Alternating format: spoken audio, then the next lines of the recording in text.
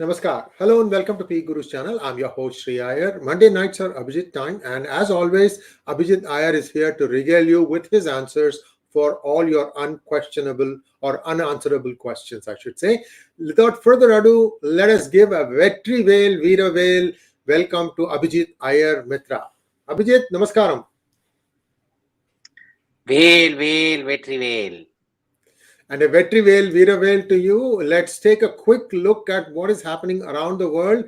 Now, of course, we are not going to have any topics other than just answer all your questions. Viewers, I hope you've got all your questions answered. There was a session, marathon session. Abhijit sat down and answered all the unanswered questions from 82, 83, 84, 85, 86. All done and dusted. Today we are at 87. Let's go. First question from Aditya. How can you explain the blank state concept if successful conversion operations by missionaries exist? What blank slate? Where? I think is this possible that you may have had some discussion on this on a different platform? I don't know. No context. Okay. I don't get. Yeah. I see. Aditya, if you could rephrase your question, we'll come back to you. Okay, he's come back. You once mentioned a book here for someone who wants to get into reading about evolution of architecture from ancient times. Can you please share the name? I've read lots of books on architecture. I spend most of my time reading books on architecture. So, no. You have to quote PG Woodhouse. You have to quote PG Woodhouse, a something a day keeps something away. Yeah.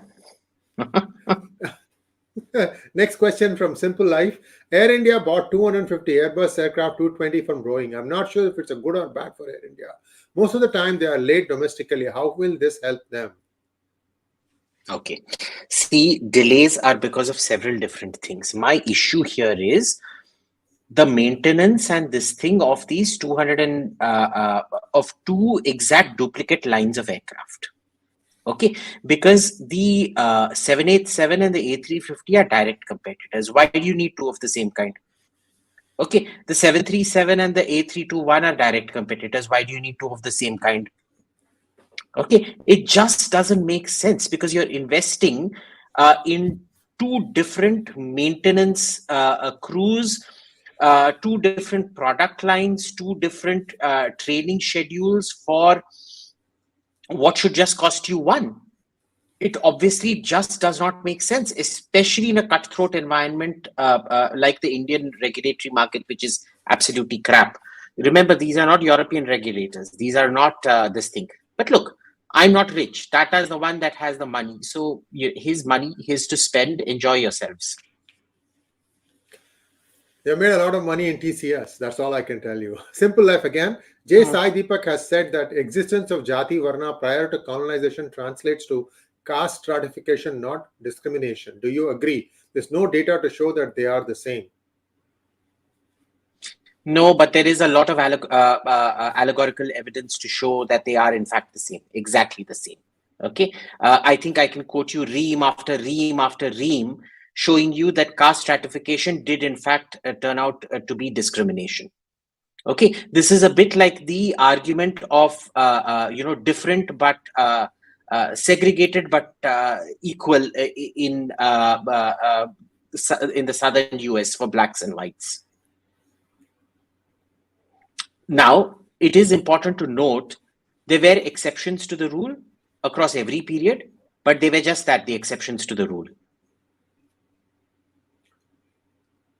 Malyaban Bhattacharya wants to know, how is it that London managed to clean the Thames River, but Delhi failed to clean the Yamuna River after spending crores? Did Ahmedabad follow something similar with respect to Sabarmati? Okay, so see, with the Yamuna, first of all, it's a much bigger river. Have you seen the Thames on the Thames, as it's called? I call it the Thames, just to irritate Brits. On a map, I suggest you look at. Let's actually do that right now, right? Let me do the present button. Present, share screen.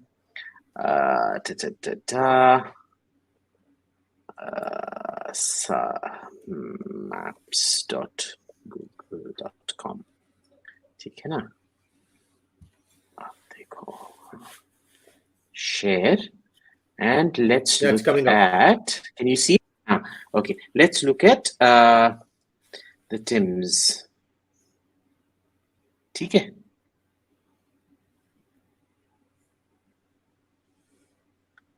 Same thing, no? You're confused. Why is this not? Kitna time? Oh, there's two, is it? Okay. ठीक है. ठीक है. Now let us zoom in here. Zoom के नाचो आ. Exactly. Zoom के नाचो.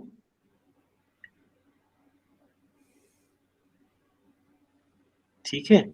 It runs from literally somewhere here. Reading is where it would start. Now I want you to see what the distance is. Measure distance का button कहाँ आता है? इसमें 100 kilometers. Maximum 100 kilometers. Right.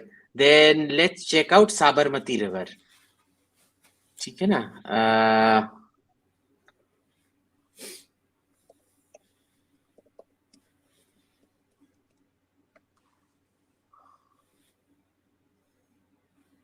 ठीक है.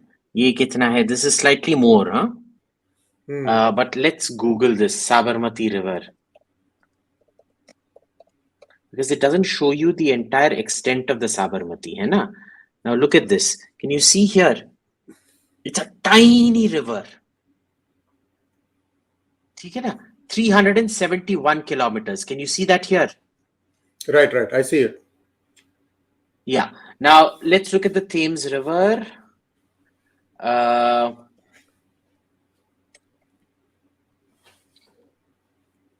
215 miles, so roughly the same. Right. And Yamuna River, अब देखो कितना बड़ा है? कितना बड़ा है? Second largest tributary river of the Ganges, total length 1,376 kilometers. There is so much manufacturing and stuff that happens out there. See, the thing was cleaning up the river. They never took into account imposing all the ecological regulations for effluents across all of this area. Okay? So there was no way in hell that they were going to succeed. We pointed it out even then. Even the clean Ganga and all of that, it wasn't going to work. We knew right then it wasn't going to work. It's a very superficial campaign. But of course, nobody listens. ठीक है, चलो, मैं क्या करें? Next. AJ wants to know, how did West Bengal and Kerala become Communist Party strongholds? Good question. Well, with West Bengal, it was quite natural actually. Because what had happened was it was the one place that actually industrialized. And Nehru, within about the first 5 to 6 years of independence, there's a very good talk by Kanchan Gupta on this. People don't realize this. He totally de-industrialized Bengal. The Bengal famine had a lot to do with the forced industrialization of Bengal, and Nehru had a lot to do with the forced de-industrialization of Bengal. Because cotton prices across India you had to charge the same. So there was no benefit to the Bengal cotton mills and things like that. It deindustrialized very rapidly. That then replicated in lots of other things. So what happened in West Bengal was that it became a sort of this thing. Essentially, you know what Marx said, that communism would arise in an industrial state. That was an industrial state. Communism came about as a natural this thing. And then when Siddhartha Shankar Ray went ape shit at the Naxalites and things like that, before that, communism was still not a big deal out there. But leading up to the emergency in Siddhartha Shankar Ray, it then became the natural party because the excesses of Siddhartha Shankar Ray were so bad. It then became a communist this thing. Kerala was slightly different. It had a lot to do with the social reforms that were undertaken, plus the fact that there was a large Muslim population which was looking for a benefactor because nobody was willing to look after, because it always had a large Muslim population. So there were the educational reforms that happened. There was significant progress, more in Kerala, in fact, similar, not as much as West Bengal, but there was a significant spate of development in Kerala, which enabled it. There was the education reforms of the Raja out there, which also enabled it. And the third was the fact that you had a community, the Muslims, the Maplas, who did not have a political voice.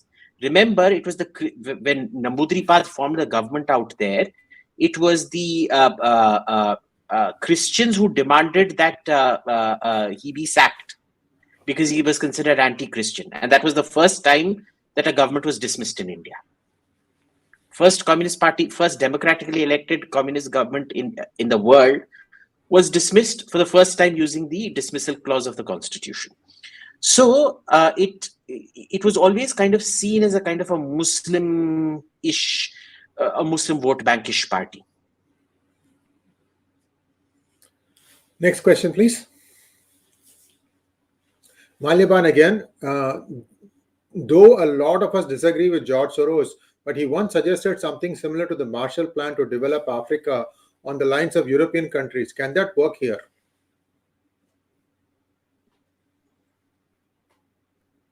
It can't. It can't for a variety of reasons. Africa's problem has never been capital. Africa's problem has been leadership. Okay, there's no reason that countries like Zaire, they get huge incomes from diamonds and minerals and things like that. Botswana developed just fine. Botswana's per capita income is what? 7-8 times that of India. It's a mid-level country. Botswana, Mauritius, and Seychelles developed just fine. Okay, you can't equalize it to Marshall Plan works somewhere. And George Soros suggesting it doesn't make him something great. Somebody at some point has suggested the Marshall Plan kinds of things for everybody, including Afghanistan, Iraq. George Soros also suggested a Marshall Plan kind of thing for the USSR, for Russia after the breakup of the USSR. He never suggests these things so that the people they developed, he suggests so that he can go in, use structural inefficiencies, destroy the market, and do his own thing. Next. Abhishek wants to know, what's your view on Henry Kissinger, his views on 1971 Indo-Pak War, his role in Yom Kippur War, Camp David Accord, and his overall legacy as a Secretary of State and NSA? He's a better writer than he is a diplomat. He's very good at self-promotion and publicity. As for what he did, there are hundreds of other foreign ministers I know who were just as good. But look, when you're the foreign minister of a big country during a momentous event, you're going to become famous. It's just that simple. He was very good at self-promotion. You look at all the literature. The problem about Henry Kissinger is he has a monopoly on the world's view of him. Mostly because of those 2 books he wrote. They're fantastic books, by the way. The White House Years and the other one. 2 really thick books. They're fantastic books. I recommend everybody reads them. The problem is, all the contradictory views about him, they never get airing. Because nobody's written such a comprehensive external view, especially people who worked with him, right? So it's always been a problem. But for me, he's just one amongst many. No better, no worse, nothing really. Next question, please. Prince wants to know your opinion on banning caste discrimination in US City Council and academia. Is lack of substance salience sole reason Hindus don't fight for Hindu cause, or is it Nehruvian secularism / Gandhi vision? Well, Nehruvian secularism wasn't around when the princes were allying with Turks against their own people. Na? So it has very much to do with Hindus' lack of unity, substance salience, more than Nehruvian secularism. Now, the US City Council, again, this is the issue. When you don't have substance salience, tum karoge kya? Do you know how many people I know in Seattle who are willing to vote for that woman, Kshama Sawant? It's truly astounding, but it happens. Now, caste discrimination should be combated. Okay. The issue is what when it's weaponized like Me Too and things like that, which is what this woman is doing. And mind you, everybody standing around her wasn't a Hindu. They were all Muslims and Sikhs, Katsars. So she's doing what she has to do for politics. She's doing it for a large Muslim constituency out there. Remember, there is a lot of manufacturing that happens in Washington state, and a large part of the blue-collar labor force there is Muslim. Her vote base. Next. Soham Majumdar wants to know, sir, with individual structures like Seven Sisters, cost-heavy, time-taking, which Nikita K discontinued after 1953, did all these reasons play a key role in India of not having petty public architecture post 1947? What the hell are you writing, Soham? I have no clue. And what is the connection between Nikita Khrushchev did not discontinue the Seven Sisters of Moscow, Stalin finished building? And what does that have to do with public architecture in India? Next. Prince, sorry Soham, you have to phrase your question better. What do you think of hereditary profession in temples? Recently, government is trying to make it eligible to all castes and gender. Isn't it against temple traditions? Should reforms take place? I support reforms, right? I do support that you should that a caste should not monopolize temple priesthood, but you have to follow certain lifestyle. So, for example, in Kashmir, you can eat meat, but you should eat it without onions and garlic. In Tamil Nadu, you cannot eat meat at all if you want to become a pujari at a temple, full stop. But there are temples where the pujari will eat meat. Certain temple traditions where people go out and sacrifice. I've seen in certain temples in Tamil Nadu where people go sacrifice goats and chickens to the deity out there. So it's this is a reform that we should have done by ourselves long before governments gotten involved in it. Okay, and because we haven't done it, this has happened. There's nothing you can do about it. Guys, it's easy for us if you put the hashtag Ask Abhijit before your questions. Otherwise, it's very difficult to pick all the questions. Soham Majumdar wants to know, is industrialization and collectivization similar? If not, what are the differences? No, industrialization happens naturally pretty much. It's also people fundamentally working in industry, okay, which is a very different thing than collectivization, which is forcing everybody to get together and produce the same thing. Industrialization, nobody's forcing you to get together and producing the same thing. Industrialization is matched to need. Collectivization is matched to social reform. Collectivization has never produced historically. Collectivization has always reduced crop yields. Industrialization has almost always yielded higher industrial production and a higher training in jobs. Next question, please. Kapil Goenka wants to know, what can Maharashtra government do to attract investments in general, but especially in defense sector? Can forming defense from Nasik to Pune corridor help? See, there's nothing an individual government can do, bro. It all has to do with the national government. Investments in defense happen when you have a coherent defense policy. Investments in defense happen when you don't have every defense procurement officer on the take trying to screw over local manufacturers and trying to get a foreign education for their kids. It still happens. It still happens in great numbers, okay? It still happens in great numbers where the kickback is not taken in kind, it is taken in the kids' education and things like that. Nobody's auditing it, nobody's looking at it, nobody even knows how to look at it. You're not going to get any serious investment if you continue like this. Basically, that's it. Especially given your regulatory environment, which is already problematic. Next. Thank you, Kapil, and for your generosity. Shivam Goyal wants to know your view on trads that say allopathy is pseudoscience on Ayurveda can cure cancer, hepatitis B, in all major diseases.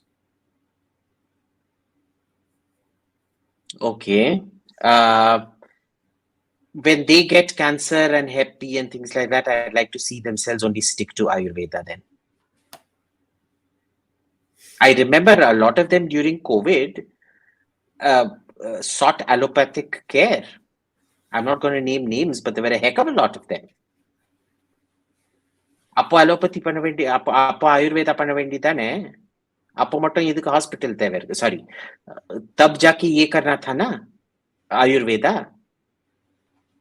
तब क्यों नहीं किया you know these people sound a bit like Gandhi do as I say not as I do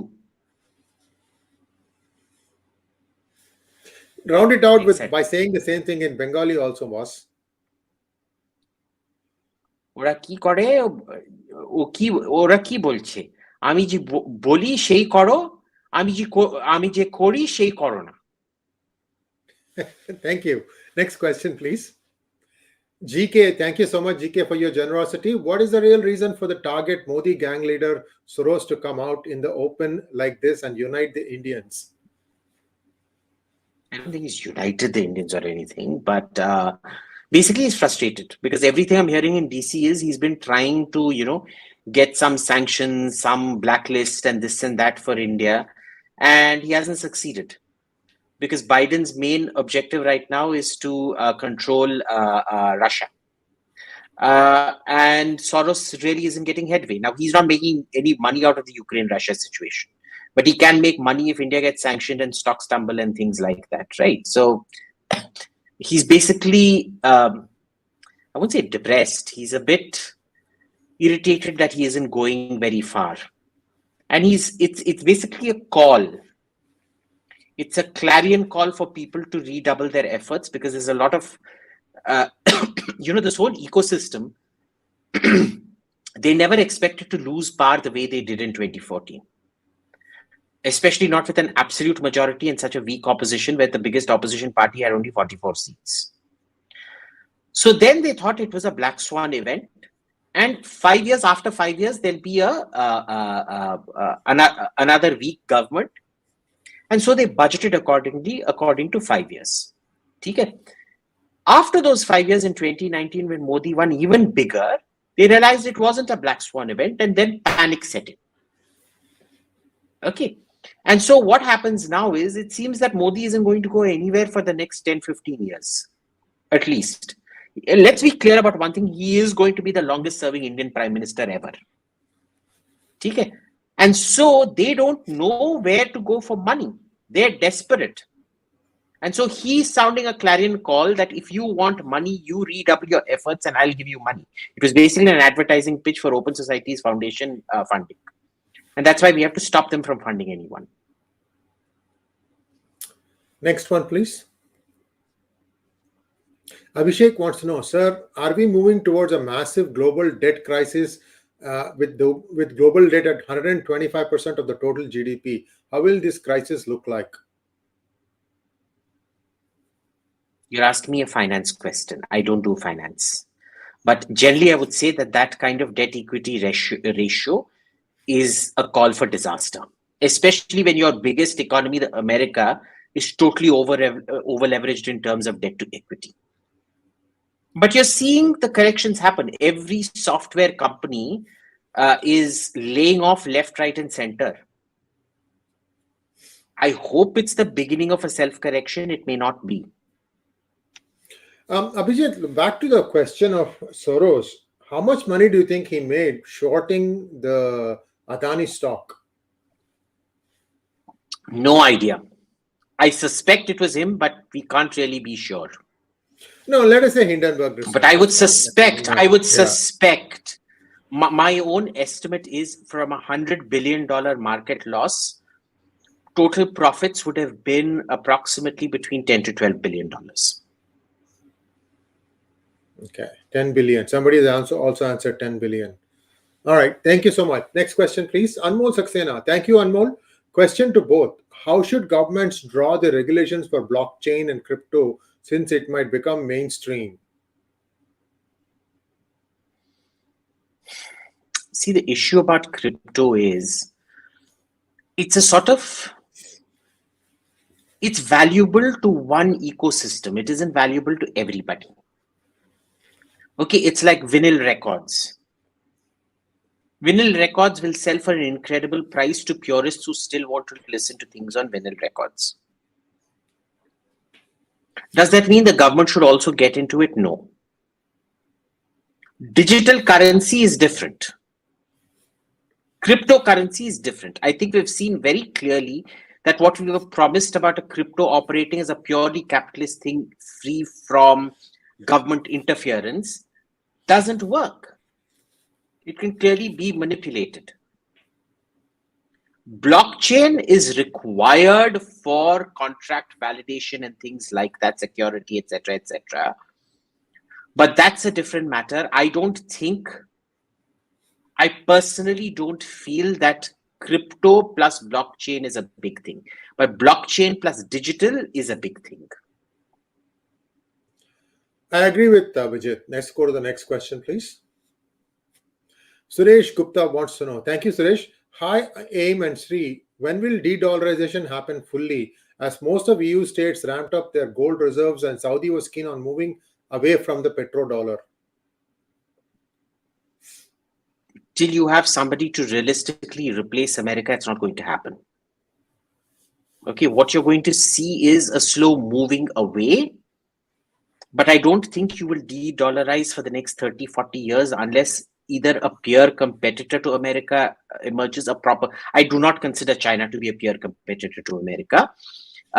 Or you have the fall of America and a truly multipolar world where several currencies become sort of currencies as it used to be once upon a time. Yes, you may want to watch my hangout with Dr. Shah, I think 2 days ago, and with Ankit Shah about de-dollarization. It was all about this. Everything under the sun for the last 20 years was analyzed, and his prediction was by 2047, I think. He expects a lot of things to be in place, but again, a lot of things have to go a certain way. I don't think things happen that way. It's a long time frame. I think dollar is going to be around for a while. Next question, please. Mandar Karnik wants to know, why is the Indian government obsessed with economic development without any consequent change in the legal structure of India? Because they do things in silos. No, India has never been known for integrated policy making. But why are you talking about the legal structure? There's a lot more. You can't have economic development just without a change in legal structures, in policing, in the regulatory frameworks, in everything. All of it has to be done together, not just the legal structure. And remember, what was that last case when that company won all its cases in India against the government? It went to arbitration, and even after arbitration, the government said, we're not paying. And then the French had to start seizing Indian government assets when the government decided to act finally. I'm trying to remember. Yes, you're right. Finally, you remember that? Yeah, they finally did. तो उसमें legal structure का क्या था? उसमें legal structure का problem नहीं था ना? उसमें सरकार चूतिया था? Yeah, true. Next question, please. Hardik Thakkar wants to know, will Biden's visit to Ukraine instigate Putin? It's meant to instigate Putin. That's the fun part. Next question, please.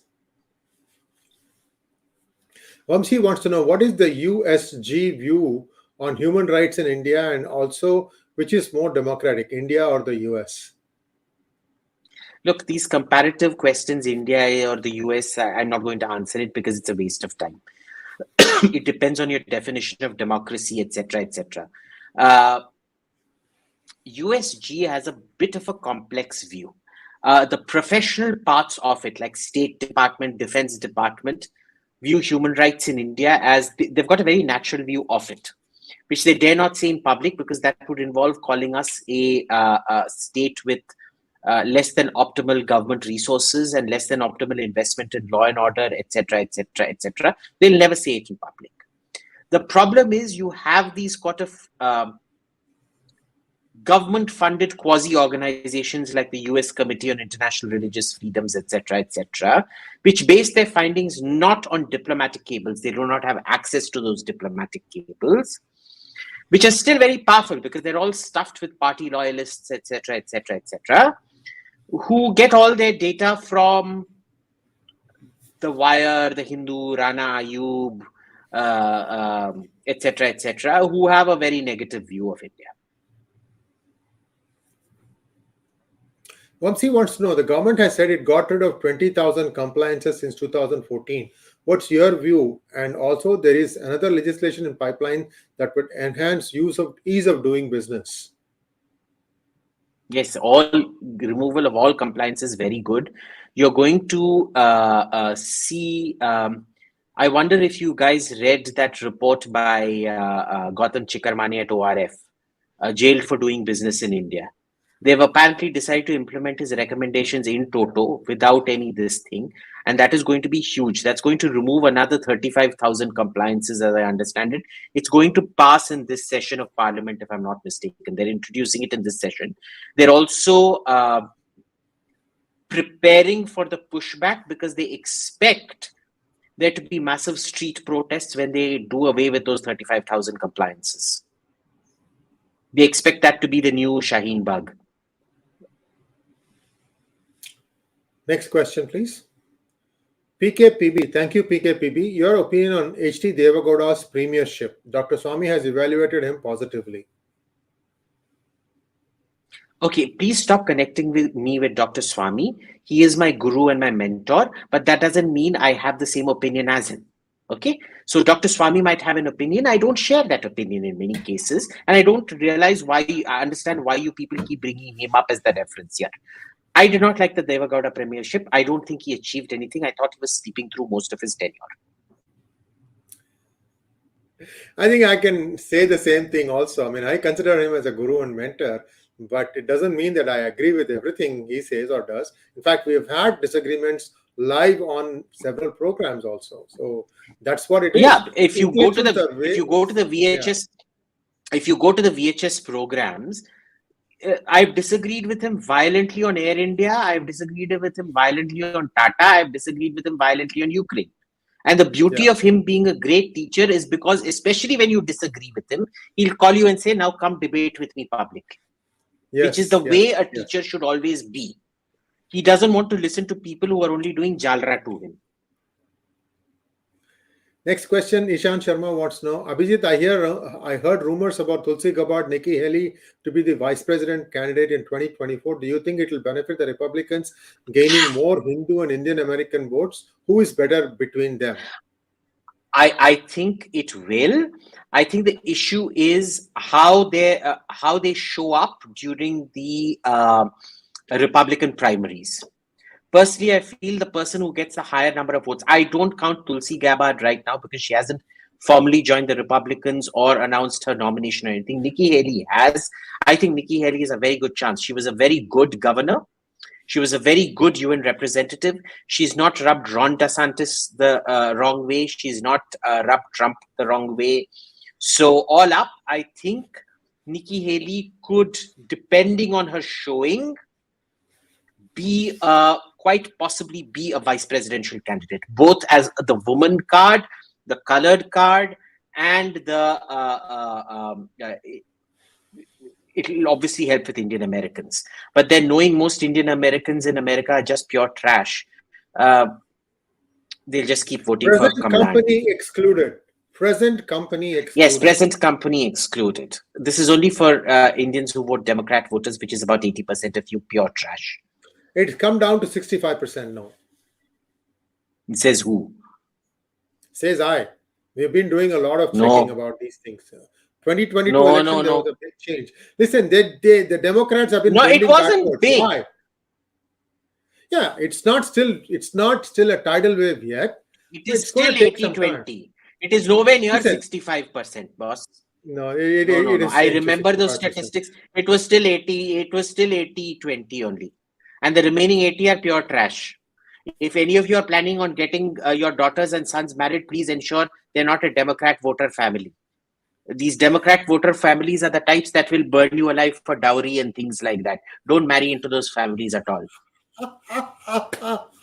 And those Democrat, no, I'm telling you, I'm telling you, Indian Americans who vote Democrat, they burned their daughter-in-laws alive for dowry. And the Democrat voter men, they are the ones who, the Democrat voter women, they are the ones who do Lorena Bobbitt on their husband. So protect your son's family jewels and protect your daughter's lives. This Lorena Bobbitt, I don't know how many of you remember that. This happened in the 80s. Go back and look it up. 90s. 90s. Bobbitt. Dilip wants to know, you have been to Surat recently and good to hear you liked Ubadiyu and or Undiyu. What other Gujarati food you liked so far? So, I love Guju food. I don't think people realize this, but I eat Guju food at least once or twice a week. Right? I literally had sent my chef over to get trained in making proper theplas, thin with methi theplas, proper style, which I eat a lot. At home, we make a lot of khandvi and dhokla, Delhi home, not Madras. My mom, she loves Guju food, but she doesn't have the patience to train up our chef there to cook this stuff. Mostly she does her own cooking because she wants things cooked a certain way. But here, khandvi, dhokla, theplas especially, I eat a heck of a lot of here. If I don't eat khandvi at least once a week, I get sick. So, I eat a lot of it. It's very good for you, no gluten and things like that. So it's very good for you. So I personally eat a lot of that stuff. And there's this auntie who refuses to teach me. So every summer, she'll send me this. Look, it's a mango chunda, but normally, chunda, you know what a chunda is, Shri?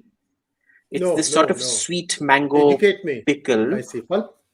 It's a sweet and spicy mango pickle, but the ones you get in the market aren't good.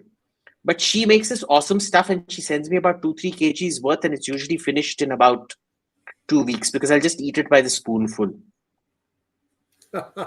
Nice.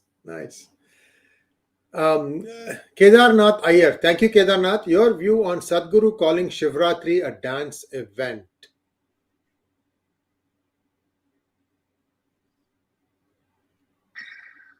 It's not a dance event to me, I'll tell you that much. I'm actually, when have you seen me wear this the last time? Me too. Yes. Yeah. P. Bharatam wants to know, why leftists and Soros-like people support Muslim radical agenda, Abhijit? Because they're very easy to manipulate. They're a tangible vote bank who will come out in your support and bring street power. They offer tangibles right there, right now. But the Muslims seem to forget that he screwed over Malaysia and Indonesia, two of the largest Muslim population countries. They don't consider Malaysia and Indonesia to be Muslim, no? Who don't? For them, Muslim is only Arab. Generally, how many Malay and Indonesian Muslim economic immigrants do you see in America, Europe, and places like that? Not many. They're all from the depressed parts. I mean, you won't see many Kuwaiti Americans, Saudi Americans, Qatari Americans, Emirati Americans. They all come from failed state parts of the world. True. Right. So it's a different constituency altogether. You should, when some of you have time, go and read the biography of not Bill Gates, what's his name? Steve Jobs. His father was a Syrian American. And he talks about, he had a restaurant in Sacramento, which is about 200 miles from Silicon Valley. He talks about his experience of going and seeing his dad without telling him that he is his biological son. Very interesting chapter. Anyway, let's move on. What is he saying? What was it like? Well, he said when he goes up and talks to his father and says, I'm your biological son, the father doesn't even seem to have any show of affection even. Doesn't even shake his hands. He just says, oh, I mean, as if he has been sowing, children and sons all over the place. And see, his mom wouldn't tell him who his father was, I think, until like she was really, really sick or something like that. And then he finds out. And then he goes and, meets him. But when he goes to meet him, he's like already got Apple back on its feet, second time around. So he's incredibly wealthy by that time. He just wanted some sort of a closure, which is when he goes and meets. Steve Jobs was something else, guys. I mean, we talk about drawing parallels with Elon Musk. Steve Jobs was something else. To bring Mac or Apple back from the brink of death to where it is today, only he could have done that. That's all I can tell you about his business chutzpah. The way he just threw out all the cables and said, we will only use universal serial bus, USB. And that's how you see so much USB these days. It was his vision that one cable will do everything for me, including power. That was his vision. Abhilash Jayachandra wants to know, just one question. There's a very before that, there is a very serious allegation that has been made which I want to address. Gujarati खाना से gas आता है. गुजराती खाना से gas नहीं आता है. तुम घटिया गुजराती खाना खा रहा है इसीलिए तुम्हारे को गैस आ रहा है. ओके, गुजराती खाना मैं खाते रहता हूं, मेरे को कोई गैस का प्रॉब्लम नहीं है.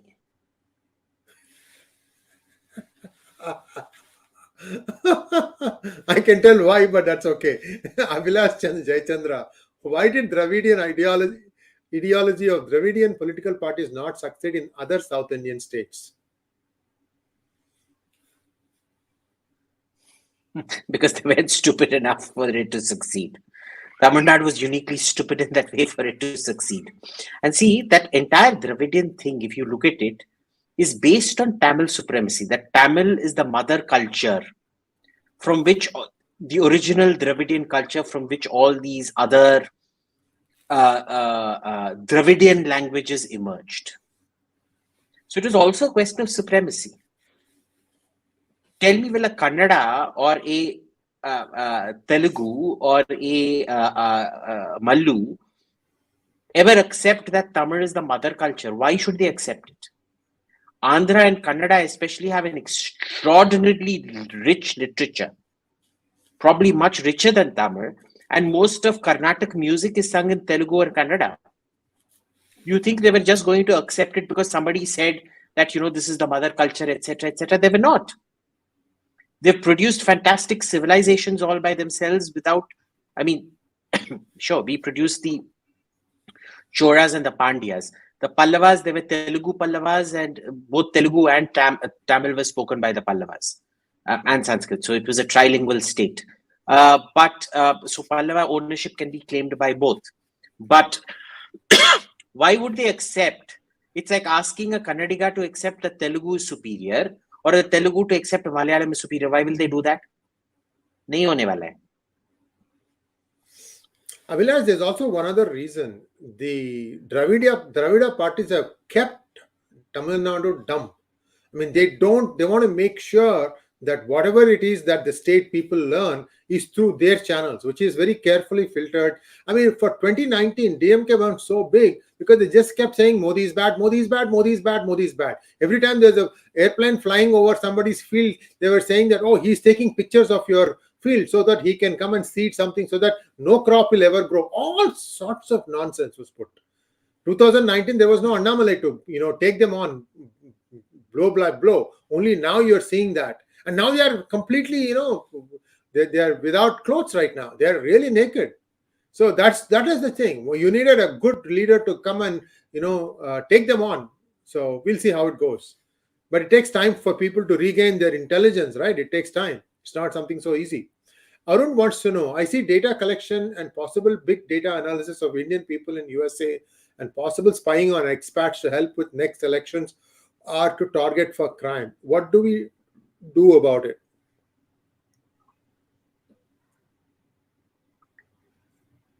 It's already being done. The genetic databases are much more of Indians is much more extensive in America based on the Indian immigrant population out there than it is in India.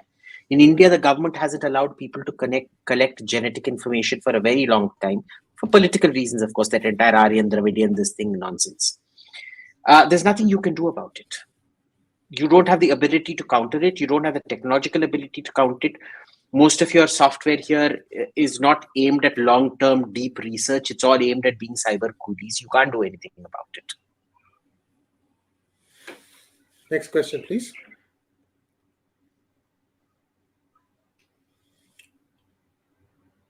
While we are getting our next question, a request to all of you Finished. to please like, share, and subscribe to our channel. Looks like we have indeed finished. And thank you so much, Abhijit. I would like you to WhatsApp me what you would like to be called. Like, for example, I have Sri Iyer PGurus, right? So we wanted to find out from you, editor at large or Yoda. Yoda sounds like a good name. Or Doran. Indian Doran. I thought it should. No. I think the Archbishop of Mylapore. Okay, all right. We got it. Your wish will be granted. Next time we'll have that showing up in the name line. Thank you so much, Abhijit. And one less thing for us to do. We don't have to chase you for answering unanswered questions for this episode. Namaskar. Vel, vetri vel. Vel, vetri vel. Not Archbishop, no, the Archbishop. BITCHESS. Wait, we'll get it right. There you go. Are you happy? No. It's BITCH. Hi. Next time. Yeah. All right. Thank you so much, Abhijit. Bye. Bye.